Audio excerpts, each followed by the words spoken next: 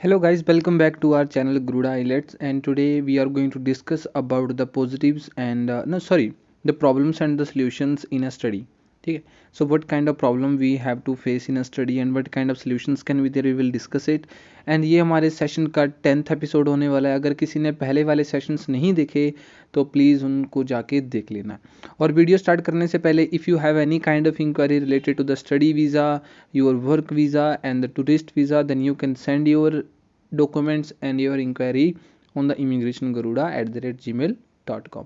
तो गाइज आज की जो हमारी वीडियो होगी वो हमने उनको सबसे पहले हम डिस्कस करेंगे education in developing countries problem, उसके बाद हम सॉल्यूशंस, और इसी के साथ हमारी ये पीपीटी क्या है आज की ख़त्म हो जाएगी. देखो, एजुकेशन एक बहुत बड़ी प्रॉब्लम है इन द सेंस कि एजुकेशन की इम्प्लीमेंटेशन से एक बहुत बड़ी प्रॉब्लम है. तो हम उससे रिलेटेड कुछ ना कुछ चीज़ें डिस्कस करेंगे. ध्यान रखना गाइज, देखो अगर आप ये सारे के सारे सेशंस देखते हो ना तो कहीं ना कहीं ऐसे सेशंस भी होंगे तो एक दूसरे के साथ कनेक्टेड होंगे, तो आप लोगों को उनका खुद ध्यान रखना ही है. ठीक है, हाँ जी, चलो चलते हैं फिर. एजुकेशन इन डेवलपिंग कंट्रीज क्या होता है? Children often have to work from an early age. ये जो पॉइंट है इसका मतलब होता है कि जो बच्चे होते हैं उनको छोटी एज में ही काम करना पड़ जाता है, जिसको हम क्या बोल सकते हैं, जिसको हम चाइल्ड लेबर भी कह सकते हैं, चाइल्ड लेबर भी बोल सकते हैं. इट मीन्स कि कुछ बच्चे होते हैं बहुत सारी कंट्रीज़ में जो छोटी छोटी उम्र में ही काम करना स्टार्ट कर देते हैं, जिसका सबसे बड़ा एग्जांपल हमारा इंडिया है, नेपाल है, भूटान है, इवन चाइना है. बहुत सारी ऐसी दूसरी कंट्रीज़ हैं जो अंडर डेवलपिंग कंट्रीज़ हैं, जिनमें अभी डेवलपमेंट मतलब उस चरम सीमा पर नहीं पहुंची. जैसे कुछ विकसित कंट्रीज़ है ना, अमेरिका हो गया, रशिया हो गया, उसके बाद हमारा कनाडा हो गया, ऑस्ट्रेलिया हो गया, यहाँ पर चाइल्ड लेबर देखने को नहीं मिलती. बट डेवलपिंग कंट्रीज़ में आप लोगों को चाइल्ड लेबर देखने को मिल जाएगी. ये एक बहुत बड़ी प्रॉब्लम है. There is no school in many areas. बहुत सारे एरियाज़ में तो स्कूल ही नहीं होते, ये एक बहुत बड़ी प्रॉब्लम है. तो आप इसको इंफ्रास्ट्रक्चर वाले पॉइंट में रख सकते हो कि इंफ्रास्ट्रक्चर इतनी अच्छी नहीं है डेवलपिंग कंट्रीज़ में, स्कूल्स नहीं है, families do not have access to books और द कंप्यूटर्स. जो फैमिलीज़ हैं उनके, देखो भाई डेवलपिंग कंट्रीज़ है, इसका सिंपल सा आप क्या निकाल पाओगे अर्थ, कि बहुत सारे जो फैमिलीज होंगी वो ज़्यादातर क्या होंगी, मिडिल क्लास फैमिली हैं. और मिडिल क्लास फैमिली के पास ना ही उनके पास बुक्स ना ही कंप्यूटर. क्यों नहीं है? Because they don't have money to buy them. उनके पास पैसा ही नहीं है.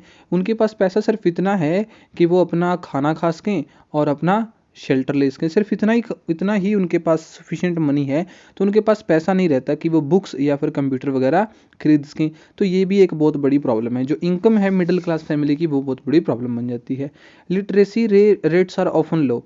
जब उनको एजुकेशन नहीं मिलेगी, बुक्स नहीं मिलेंगे, कंप्यूटर्स नहीं मिलेंगे, स्कूल्स नहीं है, तो ऑब्वियस सी बात है कि जो लिटरेसी रेट है वो अपने आप ही कम हो जाएगा. अपने आप क्या है उसकी मतलब लिटरेसी रेट कम होता चला जाएगा. अनपढ़ जनसंख्या ज़्यादा हो जाएगी एज कम्पेयर टू पढ़ी लिखी. इट मीन्स क्या हो गया, एजुकेटेड पॉपुलेशन बहुत कम रह जाएगी किसी भी एक देश की.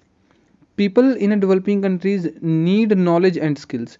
डेवलपिंग कंट्रीज में उनको नॉलेज की और स्किल्स की ज़रूरत क्यों पड़ेगी? देखो क्या होता है कि अगर एक वर्क फोर्स, किसी देश के पास अच्छी वर्क फोर्स है, जिसके पास स्किल भी है, जिसके पास नॉलेज भी है, तो वो वर्क फोर्स क्या करती है, वो वर्क फोर्स काम करेगी, वर्क करेगी, और उस वर्क से क्या होगा, उस देश की इकॉनमी स्ट्रांग होगी. और जब किसी देश की इकॉनमी स्ट्रांग होगी तो वो बाकी के दूसरे सेक्टर्स में भी पैसा लगा पाएगा. Same happens with the India. India में क्या है, धीरे धीरे लोगों के पास नॉलेज आई, धीरे धीरे लोगों के पास स्किल आई, जिसके चलते यहाँ पर काम थोड़ा ज़्यादा हुआ, काम हुआ तो हमारी इकॉनमी बढ़ी तो हम दूसरे सेक्टर्स में धीरे धीरे अच्छा कर रहे हैं.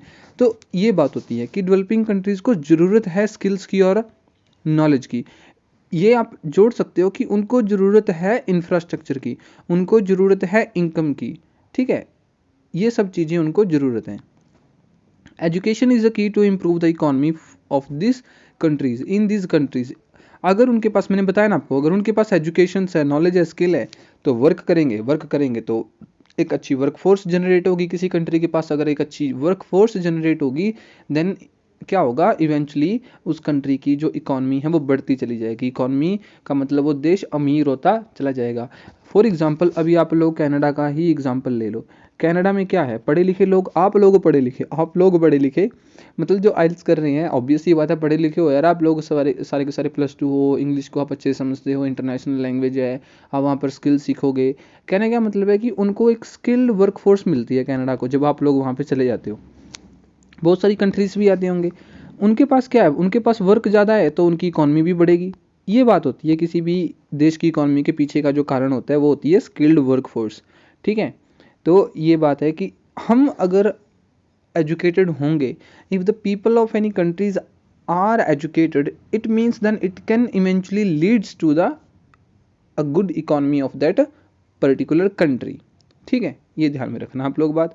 आगे चलते हैं नेक्स्ट स्लाइड में। देखो, अगर education in developing countries problem है, वहाँ पर लोग एजुकेटेड नहीं है, अनपढ़ हैं, ठीक है, उनमें एक मानसिक जो शक्ति है उनकी कम है, वो समझ नहीं पाते चीज़ों को, अगर वो एक प्रॉब्लम है तो इसके सोल्यूशंस भी होंगे। सबसे पहला सोल्यूशन देखो, ध्यान रखना, सोल्यूशन हमेशा प्रॉब्लम के साथ जुड़े होते हैं। प्रॉब्लम क्या है, इंफ्रास्ट्रक्चर नहीं है, प्रॉब्लम क्या है, पैसा नहीं है, प्रॉब्लम क्या है, हमारे पास सुविधाएं नहीं है, फैसिलिटीज़ नहीं है। तो इसका मतलब क्या है, इंफ्रास्ट्रक्चर को बढ़ाओ, पैसे को बढ़ाओ और फैसिलिटीज़ को बढ़ाओ, तो अपने आप क्या हो जाएगा, ये जो प्रॉब्लम है ये अपने आप में सॉल्व हो जाएगी। तो प्रॉब्लम में ही सोल्यूशन छुपे होते हैं, ये बात हमेशा ध्यान में रखना। आगे देखते हैं, developing countries could help developing Nations by providing money. जो कंट्रीज डेवलप हो चुकी हैं, सॉरी, जो कंट्रीज पहले से डेवलप है, अमेरिका, ऑस्ट्रेलिया, कनाडा, रूस, ब्रिटेन, ये बड़ी बड़ी जो कंट्रीज हैं ये हेल्प कर सकती हैं डेवलपिंग कंट्रीज की, जो अभी भी विकासशील जो देश हैं उनकी हेल्प कर सकती है। They could invest in schools and technology. अब डेवलप्ड कंट्री क्या कर सकती हैं, वो इंफ्रास्ट्रक्चर में, स्कूल में, टेक्नोलॉजी में इन्वेस्ट कर सकती हैं, पैसे दे सकती हैं। They could supply the funds to build school और पे फॉर द टीचर। वो फंड रेज कर सकती हैं, मतलब दूसरों को दान कर दो या दूसरों को इन्वेस्ट कर दो वहाँ पर जाके। Children need to have access to free school.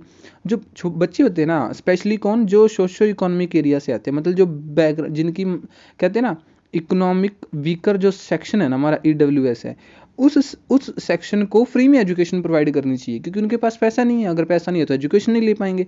अगर उनको फ्री में एजुकेशन दें तो बहुत सारे लोगों को एनकरेजमेंट मिलती है कि वो स्कूल में जाएं और एजुकेशन लें, जिससे अपने पैरों पे खड़ा हो जाते हैं और आगे जाके काम भी कर पाते हैं। ठीक है, सो ये एक बात बनती है। Computer equipment could be donated. Computer equipment donate कर सकते हो। बहुत सारी कंट्रीज में क्या होता है, सेकेंड हैंड कंप्यूटर्स को वो वैसे ही डिस्कार्ड कर देते हैं। क्या कर देते हैं, सेकेंड हैंड कंप्यूटर को वो लोग डिस्कार्ड कर देते हैं। इट मीन्स कि उनको यूज़ नहीं करते, जबकि वो जो डिस्कार्डेड कंप्यूटर्स हैं वो स्टिल यूज़ हो सकते हैं, कहाँ पर, डेवलपिंग नेशंस में, तो वो डोनेट कर सकते हैं। The internet can be expose student to the world knowledge and information. अगर बच्चों को इंटरनेट प्रोवाइड करा, सबसे पहले बात उनको मतलब फ़ोन प्रोवाइड करोगे, कंप्यूटर प्रोवाइड करोगे, तभी उनके पास इंटरनेट पहुंचेगा। इंटरनेट पहुंचेगा तो वहाँ से वो क्या कर सकते हैं, internet is ocean of the knowledge, then they can extract the information from that source. तो वहाँ से वो इन्फॉर्मेशन को एक्सट्रैक्ट, ग्रैस्प करेंगे, ग्रहण करेंगे। ठीक है, ये बात होगी। Government should make education compulsory for all the children. जो गवर्नमेंट है सभी बच्चों के लिए एजुकेशन नेसेसरी कर देनी चाहिए, चाइल्ड लेबर के ऊपर बैन लगा देना चाहिए।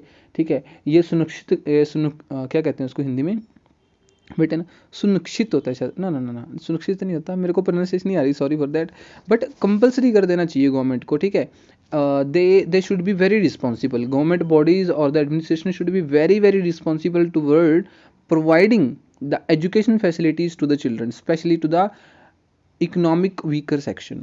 They should encourage parents to send their children to school. Parents को encourage करना चाहिए, उन लोगों को बताना, पेरेंट्स को देखो पता है क्या होता है, पेरेंट्स को पता ही नहीं होता बहुत सारे जगह पे थे कि जो एजुकेशन उसकी इंपॉर्टेंस क्या है। दे स्टिल थिंक दैट अगर उनके बच्चे काम करेंगे तो उनके घर में पैसा आएगा तो वो थोड़ी अच्छी ज़िंदगी जी पाएंगे।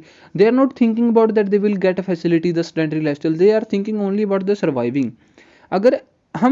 अगर गवर्नमेंट और हम कैंप लगाएं, क्या लगाएं, अगर हम लोग कैंप लगाएं, ठीक है, अगर वहाँ पर जाके हम उन लोगों को अवेयर करें कि what are the benefits of getting education, तो उनको हम इनकरेज कर सकते हैं पेरेंट्स को कि अपने बच्चों को एजुकेशन प्रोवाइड करो। Government of developed and developing countries must work together.